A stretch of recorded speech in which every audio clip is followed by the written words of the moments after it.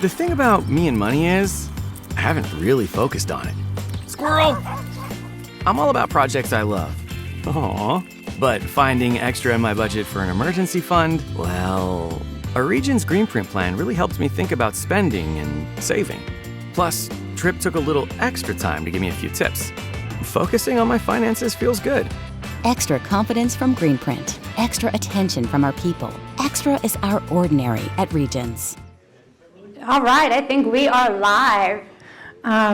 Welcome to the 2025 Regions GameChange NIL Financial Confidence Forum.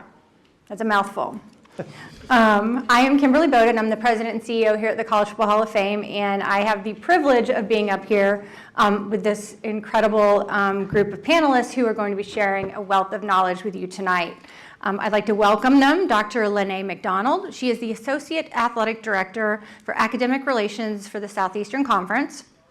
Ryan Alpert, Director of Athletics from the Georgia Institute of Technology, also known as Georgia Tech. I think there's a few.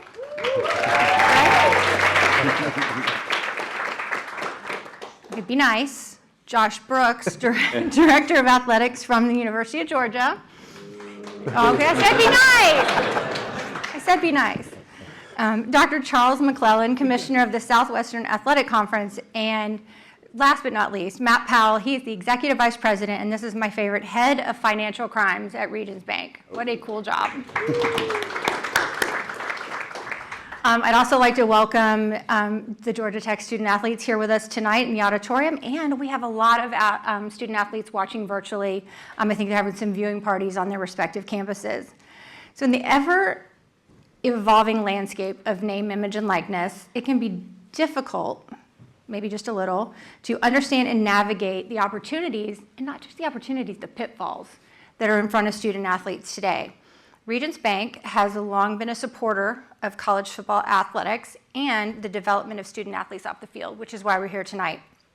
So today we're going to delve deeper not only into the current state of NIL, but explore topics such as the flow of the money, where does it come from, and then how does it get where it's going, team continuity, fraud and risk management, online harassment, and equity across sports and genders, just to name a few.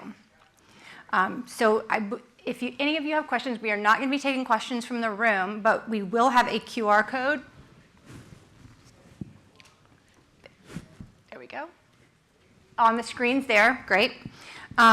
Just take a shot of the QR code and send the message to 22333, and we'll be pulling questions from there. All right, let's get started.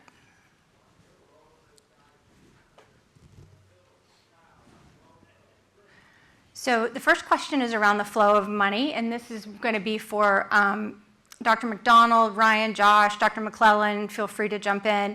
NIL is bringing, obviously, significant funding into college athletics.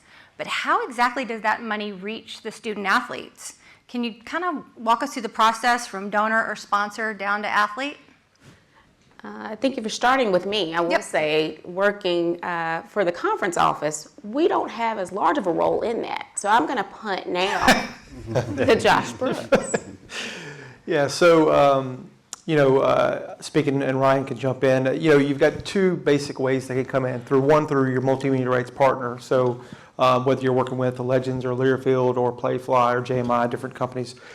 So Regions could be a sponsor, someone we've already partnered with. Mm-hmm. Y'all come to us and say, hey, we want to do a sponsorship with student athletes, and we want it to be these sports, or we're looking for these athletes with some stories that want to tell that fit our narrative, our mission.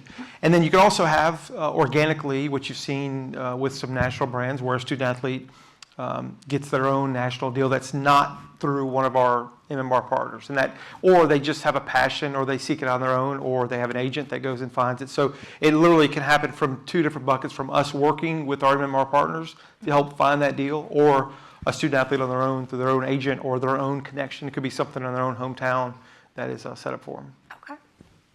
Yeah, I think Josh is exactly right. I think when the partner comes to you, or working through your multimedia rights partner, it likely potentially has IP with the logo, and then there's also some opportunities that student athletes have where it may be not non-logoed, and then the other flow of funds comes from the House settlement that was introduced, and those are separate funds that are not obviously coming from a multimedia rights partner or a company locally. Those flow of funds come from your institutions directly to your athletes, and that came from the House settlement here this past summer. Excellent. Did kind of the same? Yes, I think they summed it up very nicely. The one thing that I would add is just the overall process of NIL and the impact on the student athlete. You know, in the history of the NCAA, this is the first time that you can earn, what you are rightfully deserving to earn based upon your abilities. And this is a new era for the NCAA. I had the opportunity to serve on the Division I working group. It was 14 of us, and we took the entire NCAA blue book that and threw it out and tried to redevelop rules and regulations that was going to make it more nimble in order for you to be able to achieve the things that you need to achieve. And through this flow of resources, there's going to be a lot of new things that we haven't really even thought about that's going to manifest itself, right? So we're talking, several of you will make more money in college than you will as a professional. So now that we're seeing that, is it going to be 5 years for 5 years? Is it going to be 7 years? What's going to be the time frame? So it's not just the money that you're receiving now. There are going to be some major decisions that are going to have to be made based upon this influx of revenue. And the last thing that I would say, you've heard a lot about the SCORE Act, you've heard a lot about the SAFE Act. Which side are you on? Do the student athletes want to be employees? Do you want to have the ability to collective bargain? So there's a lot of money that has been infused into the system, and there's a lot of decisions that are going to have to be made based upon those dollars coming in. That's an excellent point, and I think in follow-up to that, what's really important, what safeguards are in place to ensure that there's transparency and fairness in that process? I think in general, that's when you think about parity and making sure that everyone's on the same playing field, that's why I think the conference can play a unique role, as can SWAC, in really advocating for the SCORE Act and advocating to make sure that we aren't just being navigated by dozens of laws, but instead have a central point that governs what or codifies what was decided with the House settlement. That's very important as well. Go ahead. We've asked for guardrails.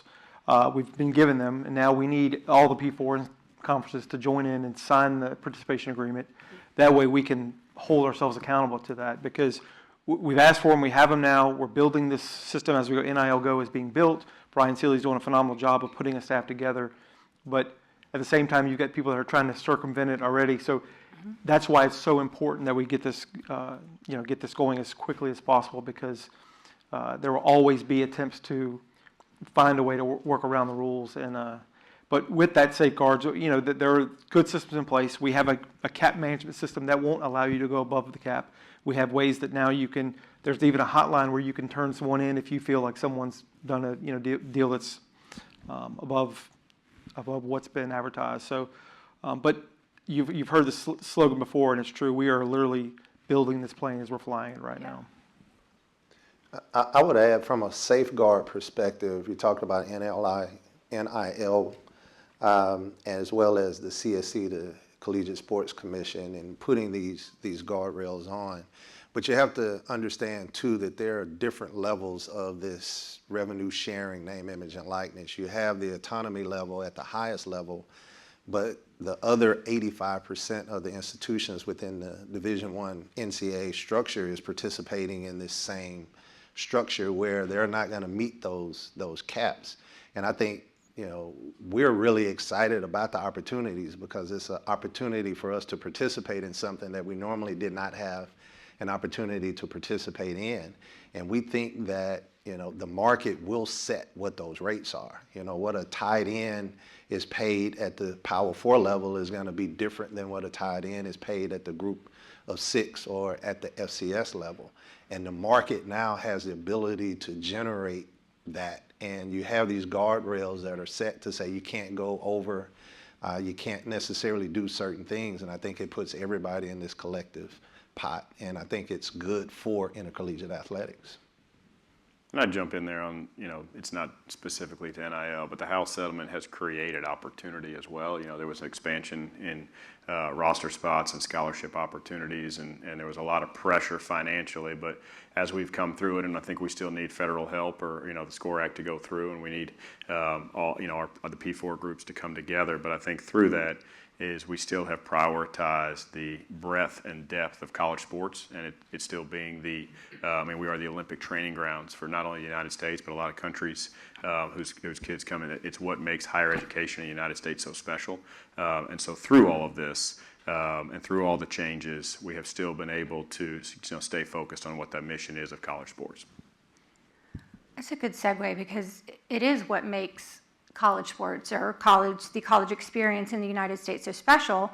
But with NIL starting to really influence athletes' decisions, how are conferences and schools working to preserve the team continuity and culture? Well, in the South in general, athletics is what we do. Our culture, just our footprint, I think, speaks to the dedication of our campuses to really, invest in student athlete and the student athlete experience and the role that plays in the overall student experience. I meet regularly with our campus provost as chief academic officer. And talk to them about academic concerns. And I will say transferring or transfer rules are a huge part of that concern for them, because not only is it important to have that tie to the environment as a student athlete, but also completion for a student. And then we know that our campuses invest and our fan base invest in our student athletes long after play and post-graduation. And that's really important too, to think about, navigating some things loyalty-wise is one way to look at it, but also knowing that your experience will be enhanced as a young adult after graduation or, later on in life, and being able to have a tie as an alum and the pride thereof to have a tie to a campus and to a conference. So I think, at least for SEC and SWAC, I know our conference offices work really hard and intentionally on the student-athlete experience, particularly at the championship level, and encouraging those experiences to be life-changing. We often think about football, men and women's basketball, but there are tons of championships, and those experiences do change. Those experiences do change a lot for our student-athletes, and that speaks to, I think, what it means to play in our league and in this area of the country. Well, from a conference office standpoint, I would say that it's probably more difficult at this juncture than what we actually thought. We have 6 states in our footprint. And again, we've talked about the SCORE Act. Without federal legislation, we have 6 different laws on governing NIL and NIL opportunities. And of those 12 institutions, I have 12 different philosophies on how they approach NIL. I have one institution that actually shares revenue with all of their student athletes. And then I have one where the athletic director is the basketball coach, and the basketball team gets more money than the football team, right? Makes sense. But he has, at this point, the best roster in the Southwestern Athletic Conference, and they're actually pretty good. So it creates some opportunities, but it also creates some challenges. I have schools in my conference that are afraid that the conference is moving in a direction that they cannot sustain. And without additional revenue, are they going to be able to remain in the conference? Then I have others on the other side of the spectrum and saying, well, these other schools that are not really participating and not really putting the dollars in, do we really want them to maintain? And as a conference commissioner, my role and responsibility is all 12. So it has created some issues that we don't necessarily have the answer to. Yeah, I would add in, when you think about this, I always challenge athletes to think about, student athletes think about this as a long game, right? And, you know, I'm going to say this in support of Georgia Tech and University of Georgia. You're just talking about two institutions with a very tremendous degree, where the degree means a lot. So I would always tell a young man or young woman who was a Georgia Tech student or a University of Georgia student, don't forget what this degree is going to mean, the network, the alum, all of what it's going to mean for your future, not just for today, but what does it mean 20, 30 years from now? And I understand that there's certain circumstances where transferring does make sense for a student, and they can have a situation at home, but never forget what it means to be an alum of a place, and the value of a degree from one, you know, these great institutions, and what that's going to mean for you 20, 30, 40 years from now. Yeah, it's a tough balance. I mean, you said you might be earning more in college than you will your professional career, and so how do you strike that balance, for sure? But I think with that, even if you just to know the median lifelong, you know, income of a college graduate is roughly 65% higher than someone with only a high school diploma. So I do think, you know, kind of prefacing that with the value of it in general is important. Absolutely. And I think I'd just add, like from a winning standpoint, you know, there are teams out there that, you know, you can pick a random school that spent a lot of money on a roster over the last 3 or 4 years. The things in winning, you know, it still comes down to culture. Are you connected with your student athletes? You know, from the recruitment process, you know, in the real world, if somebody comes and offers you 3, 4x what your current offer or what you're making, you're probably going to take that job. That's it. And, you know, student athletes that have that same opportunity, I don't think we can question that. But at the same time is, you know, what develops a winning program? It still gets down to, are the kids, you know, are the student athletes connected in the locker room? Do they care about each other off the court, and then it translates to on the court or on the fields of play? Like, those measurables are still there. This is just another element that has put a challenge into college sports. So I'm going to shift to Matt of a question. Fraud and risk management. NIL has opened the door to both opportunity and risk. From a professional standpoint as well as institutions, how are you helping student athletes identify and avoid fraudulent offers? So, you know, it's an exciting time for folks that are getting money, and you know, you're in school, and an exciting time. I've spent my entire career really in the fraud space, so I'm a pessimist at heart. In fact, my phone is going crazy in my pocket, and I'm just praying it's fantasy football updates and not something going wrong at the bank. But Shouldn't you take that? I feel like I might have to. But in all seriousness, it's everyone needs to realize that you're a target right now, and so fraudsters are going to look, especially something that's new. It's still evolving, and so there's loopholes in it, and so you have to understand that you're a target. So banks spend a lot of time around education and really expanding what that is. It's not just, you know, something you can read on the website. It's podcasts, it's social media, and really trying to make sure that a well-educated consumer is much less likely to fall prey to scams. And you know, in today's world with AI, and I get questions around deep fakes and those kind of things. What's become interesting is that it's less about people trying to do that to banks. They're going directly to the consumer, to the customer, because it's much easier to run those types of scams. And so really ensuring that within your inner circle that you've thought about that, and that you are being mindful. If it sounds too good to be true, it generally is too good to be true. And so as you're picking your financial institution, being very smart about that. Regions specifically spends a lot of time and energy around cybersecurity and fraud controls, et cetera. But there is a level of accountability that everyone needs to have to do things smart with their money, to understand what they're doing, who they're listening to. And so there's a lot of time and resource that the banks invest to ensure that people are educated about this, because it's unfortunate, and a lot of the scams that we see, it's this, you're never going to believe this story. Well, it happens all the time, so you do believe those stories, and so it's just really important to understand that you are targets for this type of activity, and they certainly are really sophisticated in what they can do in today's environment. So ensuring that you're being smart, you're educating yourself, and that you're picking the right financial institution and people who are giving you that advice to ensure that that your finances are safe. And at Georgia Tech, do you have programs, like official educational programs?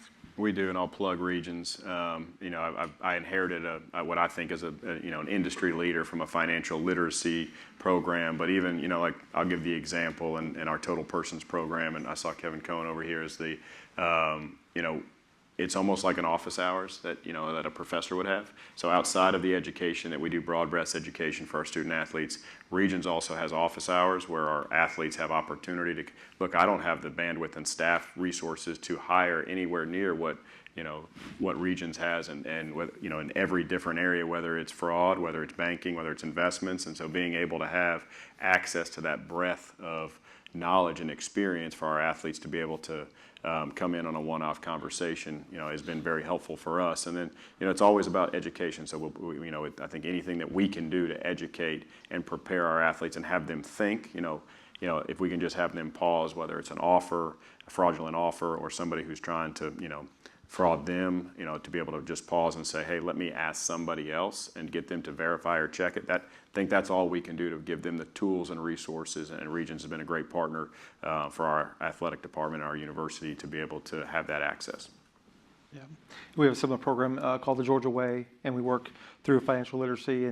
And what I'm finding is, and I'm a father of twin 16-year-olds, we're learning things or exposed to things sooner than we ever have before because they know things, and my student athletes know far more than Ryan and I did when we were college students. But at the same time, there's all these new different ways that you have to be cognizant of, that you could be taken advantage of, that we weren't getting those things to be worried about as well. So it's a balance between all the things but I think what he said is best is, my father told me a long time, if it seems too good to be true, it probably is. It probably is.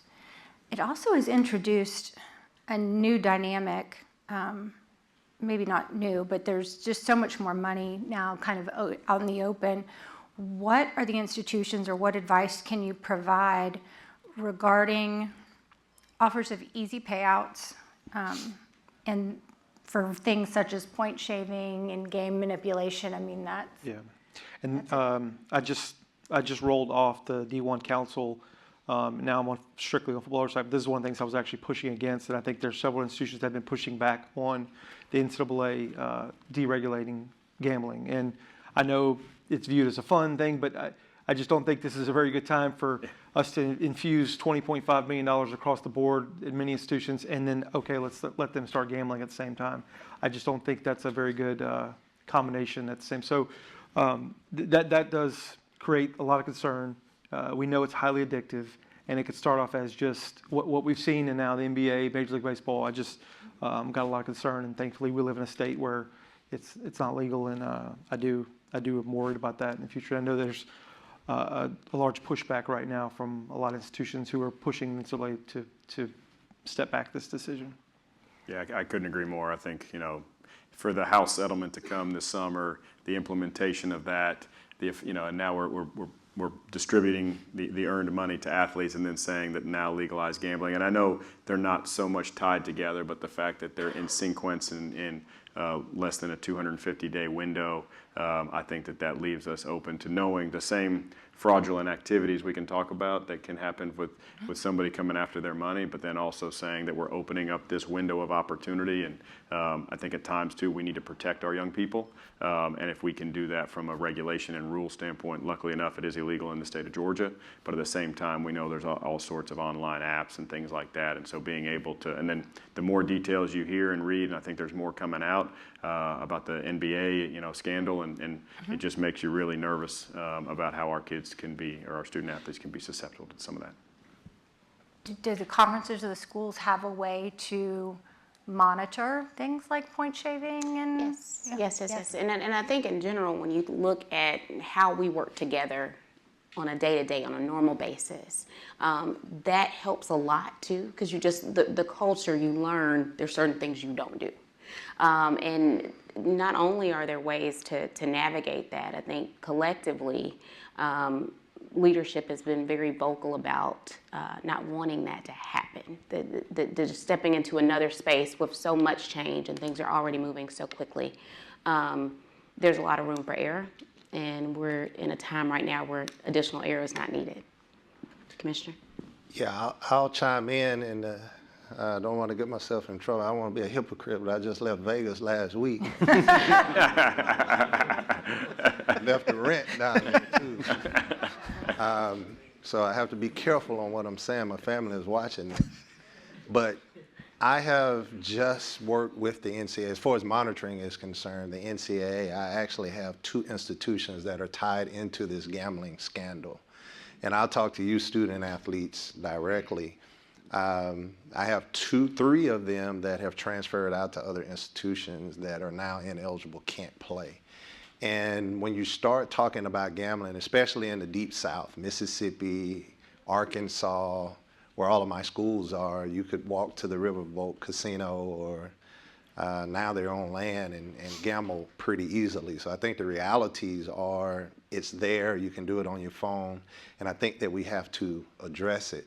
But don't think that you're gonna be able to get away with gambling and prop bets, right? It's so easy for the software to, pick it up. So when you're saying that I'm not gonna play, I'm gonna take this play off in the first half, or this particular pitch like we just saw in MLB, when those betting numbers spike on those individual prop bets, it sets off all kinds of bells and alarms. So I would just give a caution to say, be careful.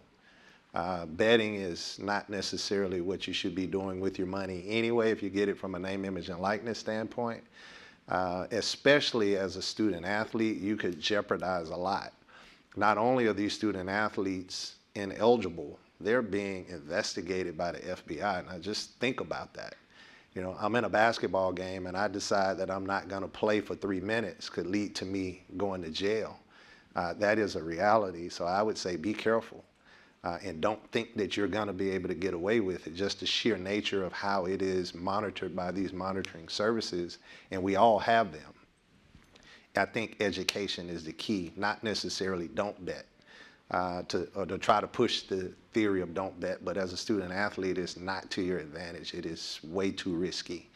And I'm living it right now as a conference commissioner, trying to maintain the integrity of my conference. And I would say this, and I would end, the team that had the most issues was a team that only won 2 games, right? So you would think that it was, when you hear point shaving, you think, I'm gonna lose the game, right? This was a team that only won 2 games, that was getting beat on the average, especially when they would go play the game guarantees at 30, 35 points a game. So they're thinking they could get away with it, but you can't. So just be smart.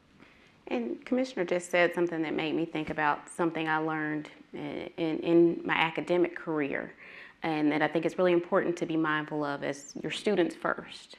And having the opportunity to have a post-secondary education is really important. But one thing a professor told me once is no one can survive a good investigation. Now, I was a criminal law professor, but think about it from that standpoint in terms of everything that you do. Everything follows you. And I do think as we're navigating some really turbulent times that have benefits on some ends, it's really important to think about that keep that in mind for everything. No one can survive a good investigation. And there are always regulatory structures there, be it at a conference office or anywhere else.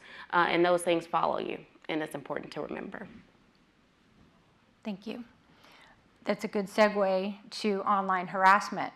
I know I've seen the commercials in every football game I've watched.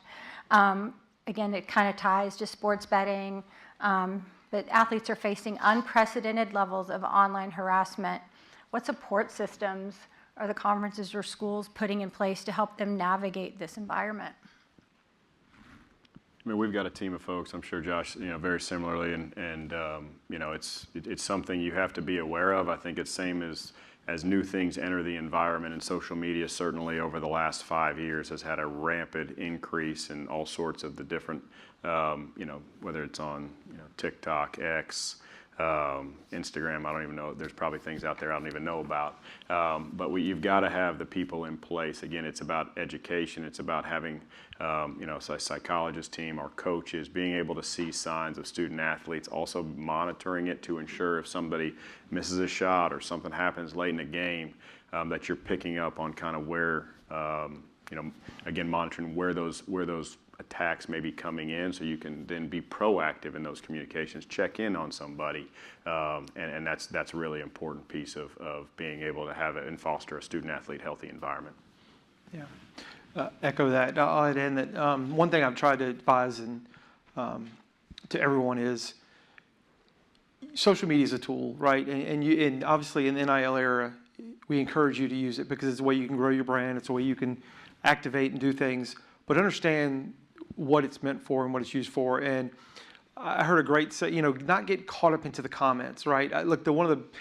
First year, I'm in year 5 now, and the gray hairs, I've aged a lot in the last 5 years, but, and I'm sure, Ryan, you're feeling it right now too, right? You want to connect with the people and you want to be out there and you want to engage in social media, but then as you get into it more, you realize if you get caught up in the comments, you'll go crazy. So I've literally, one of the best moves I've ever made where I put a filter on my Twitter where if I don't follow you, I can't even see what you say because it's just not worth it. Because if you don't know them, what do you care? And we have to, Ryan, we have to be dialed in to know what our fan base and our students care about, right? But I heard a great quote one time. It said, if you have a problem with me, call me or text me. And if you don't have my number, then you don't know me well enough to have a problem with me.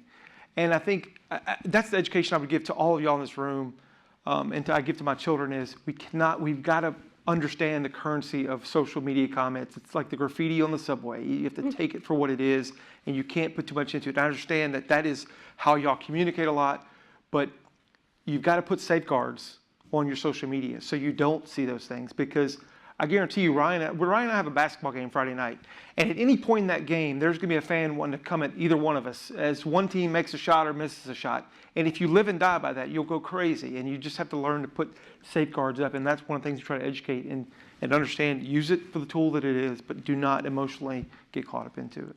Well, because it's a platform where you can say anything you want that you would never say to somebody's face. Oh, of course, yeah. You'd never in a million years say it to their Yeah. face. I'm going to turn that But filter it's easy on. to type it. Yeah. I'm going home to turn that filter on.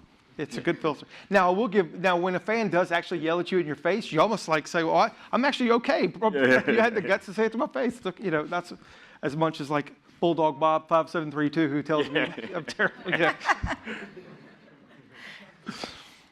Lene, are there like conference-wide resources like for mental health and just in managing stress? Yes.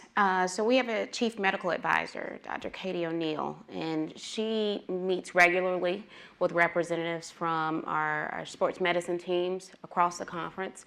She also recently met with our chief academic officers, or provost, who I convene monthly, to discuss the needs of students in general and particularly student athletes. And I also think that this is one of those areas where people often think the conference governs from the top down, and we issue edicts from on high. But instead, I do think, and Josh can tell me if I'm right, we hope to listen to our campuses and let that guide what we do. And Dr. O'Neill and others who are responsible for resources are constantly working on ways, not just from a competition aspect, but to find ways and identify ways that we can enhance what we do as a conference by way of learning from our campuses. Excellent. I think it's also now a good segue to, because you talked about you can't escape a good investigation, things follow you. With such a wide variety of influencers out there, some legitimate, some not, how are athletic departments helping these student athletes distinguish positive opportunities from potentially harmful influence that will then follow you for the rest? Yeah. And look, we can't serve as their legal advisors, but Ryan and I see, our team staff see so many deals that we can review them. And we can say, look, we know, this certain deal, here's standard language you should see. This, let's help compare. These terms are not favorable. We can walk them through that. And then we can also say, hey, here are some companies we recommend. And then obviously, we've got some categories that we will not, that part of our agreement that we won't let them enter into deals. Like they're the same categories that we're not going to get involved with. But yeah, I think that's where we cannot serve as legal advisors, but we can offer and share a lot of information that we've seen so much of. Yeah, I think we talk about, and tonight we've talked a lot about, I think, the barriers or the challenges, and Josh mentioned earlier, social media is such a key part of today's world. The guardrails are there to hopefully keep our student athletes from, running off the road and getting into a deal that is harmful to them. But also, it's our job to help them build their brands, and I think that's what there's a huge industry now on influencers and the money they're making because there's multimillionaires out there, but based on some are athletes, some are non-athletes, and so our media teams are able to help our athletes clean up their brand, identify their brand, who are they, lean into what population of people are responding to them, and then that ultimately helps them monetize themselves from an NIL perspective. And so I think part of it's guardrails, but part of it's opportunity and growth, and those are the things I think we're helpful and hopefully responsible for, and our athletes feel that. And whether it's guardrails or opportunity, I think all of it's education. Yeah. And that's what we do. And as educational providers, our campuses, I think that's a really big piece of it. Just learning how to enhance your brand, what matters, what makes sense, what connects with you, what do you want to be synonymous with your legacy or your name. Those are things that any student can learn from, but I think it's particularly important now in the world of NIL. 100%. So we have a question from the audience. How should athletes in lower income sports still maximize their NIL opportunities? Yeah, I think first of all, you think about the sport, right? Whether they're talking about track and field or swim and dive, swim and dive, think about the brands associated with your sport. So sometimes you can get very technical with the brands that are connected. That's where you want to start first. And I think, and it can start small with whatever you're doing, but be good at what you're doing. Like I always tell our student athletes, when we bring you this Regions deal, it may not be it may be a starter level, but do a great job. Mm-hmm. Because if you do a great job with Regions, they're going to say, we want Ryan back. Ryan did such a great job. We want him back again. So when you do it, don't just say, my name is Josh Brooks. I really, get into it and really, sell it and believe it to it. But then also, opposite of your sport. Lesson. Yeah, and try to connect with brands that you're passionate about, right? So, or like we talked about earlier, something from your hometown. You may have a connection to a car dealership in your hometown or your home county, or a product that you believe in. Maybe it's a product that you really love, this shoe insole or something, and you can speak passionately about it. And making those connections, they can start very small, but do it when you do it, do it 100%. I think it's great advice. Yeah, I think, just to piggyback quickly on that is that, even as our coaches do I just think back of something I did today. We have a golf fundraiser, and our student athletes spoke, and there's CEOs of major businesses in that room.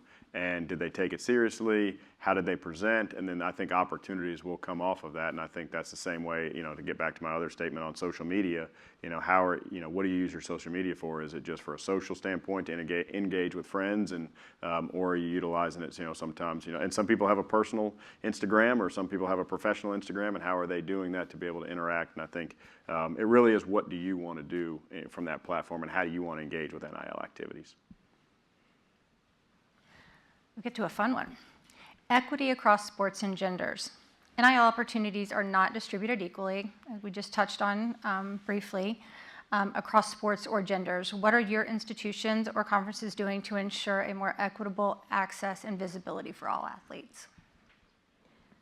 Well, from a conference perspective, with roughly 12,000 new scholarships, right at 60% of those went to women's sports, and none of them, I believe, went to football.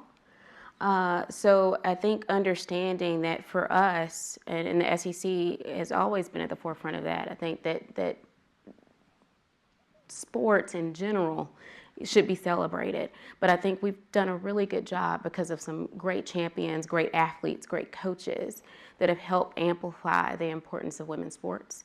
Our SWAs, our senior women administrators, along with our athletic directors, I think have also championed that in a way that have made it very much a priority for the conference, and Commissioner Sankey has been very vocal about that.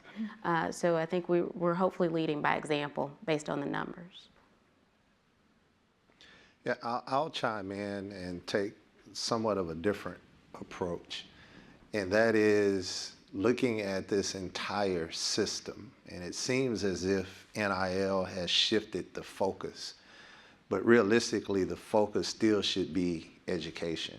When you look at the NIL opportunities and those massive dollars, they're really happening at the top 2 or 3% of collegiate student athletes. Everybody else gets some, but not enough to really, make a difference. And I tell the story. I have 2 boys that participated in Division I intercollegiate athletics. They played basketball. Both went to summer school that was paid for by their institutions, graduated undergrad in 3 years, not because they were smart, but because they went to summer school. Got that extra year, graduated both with a master's. Both at the age 25 graduated with no debt, 2 degrees, and they make more money at 25 than I did. It took me to 40 to make. And I think that's ultimately what this system is set up for. So these NIL opportunities are great, and if you can participate in it, participate in it. But this whole system is set up for you to be able to get an education through your athletic ability and not have to pay for it and exit, and you're gonna make 10 times as much. We were talking about this earlier. I asked somebody, who was your favorite NFL team? And they said the Philadelphia Eagles, and I pulled up the roster. Right? You get down to, there's 56, 53 people on the roster. You have some that are on the practice squad. But if you look at any NFL roster, the first 10 or 12 of those that are making a lot of money, everybody else are at the league minimum, right? You're making $700,000, $800,000 a year. The average time in the NFL is 3 to 4 years. You get your degree from the University of Georgia or Georgia Tech, you're gonna make 100,000 times that. So don't let NIL change what your overall goals and objectives should be. If you're good enough to go to the NBA, NFL, Olympics, they'll find you. The system is there. You're there to get your education. Utilize this system for what it's worth. That's great advice.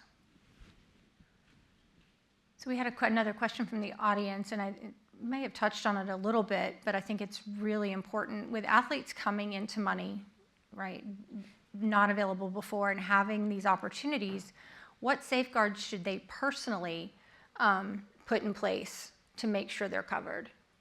One thing we haven't touched on yet is agents, and something we're all dealing with. And I think the first thing you understand is they're defined as, a lot of them are defining themselves as marketing agents, where they can take upwards of 10, 15, 20% when the standard rate is 3 or 4%. So I understand that first and foremost, and I think we've talked about some of the technical things, but understand when you now are making money, you're going to get the sharks coming in on you. So what seems too good to be true is probably not. So anyone coming to you trying to offer you things and want to take 20%. So understand what, the sharks are coming after you. I think that's the first thing. We just touching on the agent aspect of this.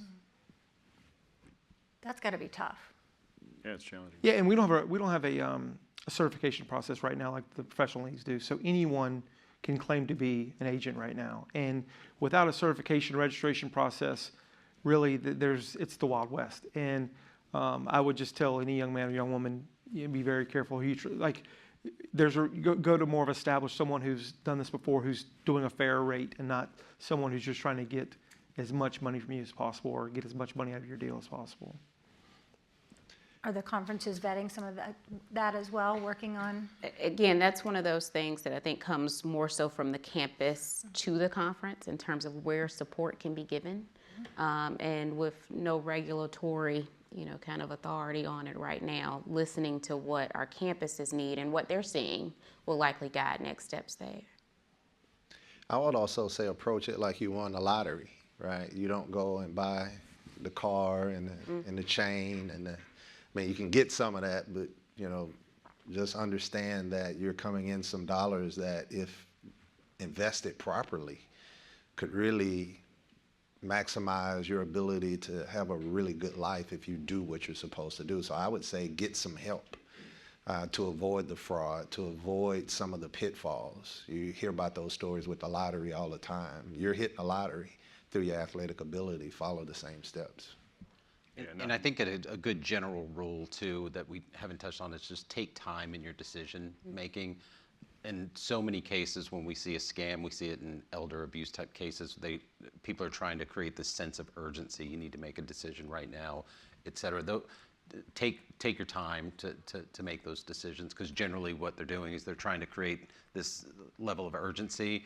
And generally, when people are in that type of mindset, your common sense goes down, and to where you're thinking about things differently. And generally, if somebody's saying you have to do something right now, you have to do something right now. Generally, it's not the right decision. That's a definite red flag. Yeah. We have another question from the audience. How are NIL opportunities different for international students with the House settlement? Yeah, so the challenge right now with international students is you can't activate on U.S. ground. It can be more of a passive deal, right? So that's a little bit more of a challenge of trying to validate that deal as we submit it to NIL Go. So we were going to do a deal with regions that I'm an international student. I can't activate those things. They can use my passive marks. They can use my names, image, and likeness in a billboard or things like that. But then that's kind of restricting what the company can do and how they can use you. And it may be harder to get those things through NIL Go to actually activate it and get it cleared through the system. So that's part of the challenge, and that's something we're still hoping gets cleaned up in the future. That way international students could do activations, like they can't do a signing or things like that on U.S. soil right now. Okay, that's tough. How can I use NIL to build skills or connections that will help me after college? I think that's a great question, because that is what you should be doing.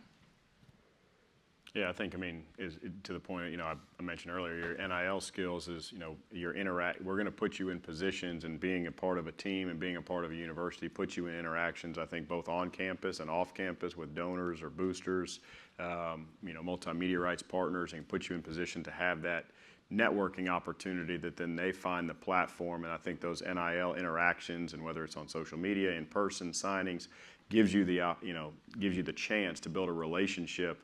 And I think those interactions are going to be just like you're going to have an interview, going to the things that you're learning from a student athlete perspective of time management, overcoming adversity, challenges, those, and then you apply that to your NIL work. Then you go out into the workforce, and you're able to take all of those skills and learned experiences into your job. And I think that's why I don't have the NCAA stat in front of me, but there's more Fortune 50 and 500 CEOs that were sitting in your seats as student athletes than any other industry out there in the world.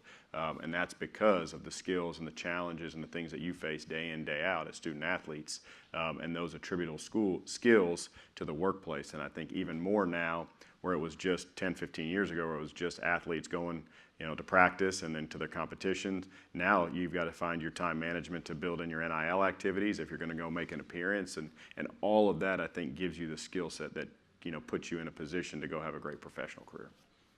I know as somebody who hires, we definitely consider student athletes as, very desirable candidates. I have there we go. How do you balance NIL responsibilities with academic and athletic responsibilities? As if athletes aren't busy enough, Yeah. God, that's the tough part, right? Because you're between treatment, between class, between study hall, between practice, between weights, between everything else, and trying to sleep somewhere in the, and then so you got to carve it out. And I think sometimes you have to be intentional about pushing it for the bye week or when you have some time off or the off season, because you don't want to get to the point where you're so over obligated that your free time is being eaten up. But thankfully we do have one designated day off a week, but just like anything in life. And I think that's part of what I think is great about student athletes is they learn to balance their time. And I think that may be something you want to kind of crawl, walk, run, because we all know the freshman year can be a lot overwhelming, and then you kind of hit your groove sophomore, junior. So it may be something you don't want to go too crazy into your freshman year. Get acclimated to where you're at. Are you proactively trying to help the students with time management and? Oh yeah, I mean, I think, you know, our Georgia Tech athletes are here. I mean, I think the academic regimen, I guess I was skilled enough and qualified to be the athletic director, but I could have never been a Georgia Tech student. And so the academic regimen that our athletes go through day in and day out, and what it takes to do that. And so yeah, I think it's what's the word everybody always looks for in life? It's balance, right? I think it's being able to educate them on there's a balance of being able to get your schoolwork done, you know, the athletic work that needs to happen, and then having, you know, enough time for NIL responsibilities, and how do you build that into a calendar, you know, a week, a day, a month, and helping support them in that. Well, because if you don't have the athletic and the academic, there will be no NIL. That's right. So. Well, and we also have, I think, at our campuses represented here, also great student athlete development or enhancement teams that think strategically, regularly about ways to enhance that experience. And that's something that you don't get in other environments, but you can get, obviously, while still in college. Mm-hmm.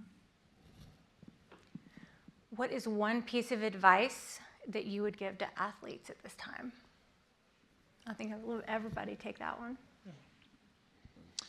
You know, one of the things I always try to say on when I meet with recruits that are families is, I can't promise you 4 years or 5 years of just perfection, that you won't ever get an injury, you won't fail a test, you won't go through a breakup, you won't have all.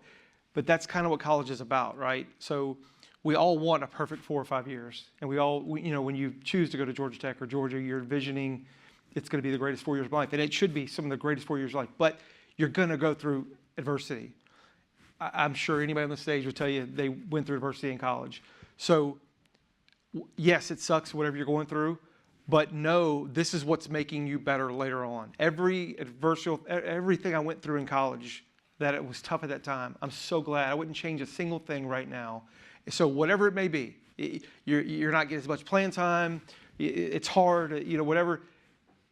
And I'm speaking to the Georgia Tech student athletes in here, going through to being a rigorous institution like Georgia Tech and being a student athlete, getting through it. It's not going to be easy, but man, how proud you're going to be of what you come through 20 years from now. So don't shy away from hard things. Yeah. I would say get your degree. Might sound kind of simple, but I have an explanation for it. Your life will not always be as a professional athlete if you go pro. And I give the example, in the Southwestern Athletic Conference, one of the bigger stars that we had to come was Deion Sanders. He coached at Jackson State. Travis Hunter was there, Shador was there, Shiloh was there. And Deion brought a lot to the conference. He brought a real big spotlight. And I had the opportunity to sit down with him and have some conversations. What I realized was that Deion couldn't go to the same Kroger that I went to, right? Because he was Deion Sanders. He couldn't get on the United flight that I got on. His life is totally different. And he had to go to Talladega College, which was a HBCU, to get his degree in order for him to coach at Jackson State and consequently go to Colorado. And I say that to say, you know, you're gonna have to have a job outside of athletics. Even if you're a multimillionaire, right? You're gonna have to continue to do something to keep that lifestyle going. Your college education at these institutions is your key. So I'm not saying don't chase your dreams, you might have to come back and get it, but all of this is about being able to get that degree to be able to continue to enhance your lifestyle. Yeah, the only thing I'd add, I mean, I think they both said it extremely well, is embrace the opportunity, right? There's young people aspiring to be exactly where you are, and have the, whether you're at University of Georgia student athlete or Georgia Tech, there are kids and young people aspiring for that same spot and working their tails off, and you work to get where you are. Embrace the opportunity, have fun in doing it, and I think everything else works out. And I'll add a little bit to that. Do a degree audit. Know where you stand in degree completion. Know where you stand in what you need to accomplish, what courses you need to take to finish, and to finish in a timely manner. I used to tell my students, if you're good at what you do, everything you do will be on purpose. And in order to do that, you have to be strategic. You have to go into it knowing what you have to do, what you have to accomplish. And I think right now there's so much coming at you. There's so much that's coming at everyone, and the speed in which it's coming is intimidating, quite frankly. But knowing what it takes to finish your degree, knowing what you have to accomplish is really big, and being strategic in that is very important. Matt? You want me to add? I do. Well, here's what I would say, and it kind of chimes in with some of the conversations earlier, but I think for athletes specifically, and for somebody who does a lot of hiring, you're building skill sets that are really important and really have longevity in sort of, and I'll speak to corporate world. Before there was some conversations around how can I use what I'm doing with NIL now. As you get to be a leader, especially in big corporations, being able to drive followership, lead through example, build advocacy, those kind of things that you do, just the nature of being an athlete, those are hugely beneficial as opposed to just being the boss and being able to tell everybody what to do. The good leaders are the ones who, a lot of the skills that you're building right now. So don't think of it just about being an athlete, but you're building skill sets that'll have a lot of longevity in your career after sports. Excellent. All right, we're just about to wrap up. They left me with the last question is the doozy. So for all panelists, what is one thing you believe needs to change, either at the NCAA, state, or institutional level, to make NIL more sustainable and beneficial for student athletes? Told you. Remember, this is recorded. No. I'll start. I think that I think we need true regulation, right? I think that that's what we're all, whether it's the SCORE Act and the Power Four coming together, but also I think 31 of 32 conferences have agreed. I think the House settlement was really important from an opportunity standpoint, from a roster standpoint, from a scholarship opportunity standpoint. We started to properly share revenue with our student athletes. So much good has happened in getting us to where we are today. And then the 20.5 NIL opportunities for student athletes. So for so long, we didn't evolve as an organization, and now the pendulum has swung properly, and so I think we're heading in a really good direction. And I think we just need a couple more steps forward so we can really get into I think a sustainable landscape. I would agree with that. And he referenced what I've been saying for some time now. Regulation is important. Consistency is important. We need to make sure that both teams on the field are playing by the same set of rules, or all the people in the lanes in the pool are governed by the same set of rules. And I think that's just the next step to where we are right now. Yeah, I'll echo that and just say I think the SCORE Act is tremendously important to get that passed, and the next step is that everyone signs this participation agreement so we can now take the next step of enforcement of the rules. I would like to see us to give the student athletes a continued larger voice. We've started to do it within the NCAA governance structure. I think we have to keep expanding the student athlete voice in the governance structure. I'm a fan, so I want all the best players at my school. So however it's working is fine. No, I think you guys just putting some structure to it, I think is. You'd lump agents into that regulation. Oh yeah. Yeah, absolutely. Well, panel, I can't thank you enough. I mean, I hope you all got a tremendous amount out of this conversation. I know I learned a ton, and I would just like to wrap it up. Sorry, technology. All right, so once again, I want to thank Dr. Lene McDonald, Ryan Alpert, Josh Brooks, Dr. Charles McClellan, and Matt Powell for joining us tonight. Their expert points of view in the field of athletics and financial crimes. I do want to learn more about careful what you ask for.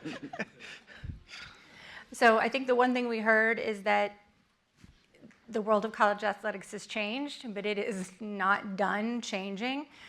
It's an exciting and challenging time for conferences, for athletic departments, and for student athletes, but it's a great opportunity to gain information to create that success on and off the field.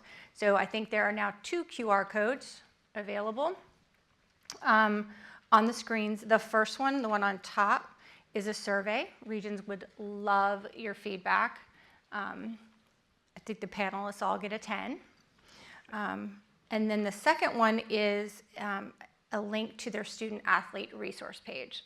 So I think you should probably link that and bookmark it. So on behalf of Regions Bank, thank you again. Good night to all of you watching virtually, and good night from the College Football Hall of Fame.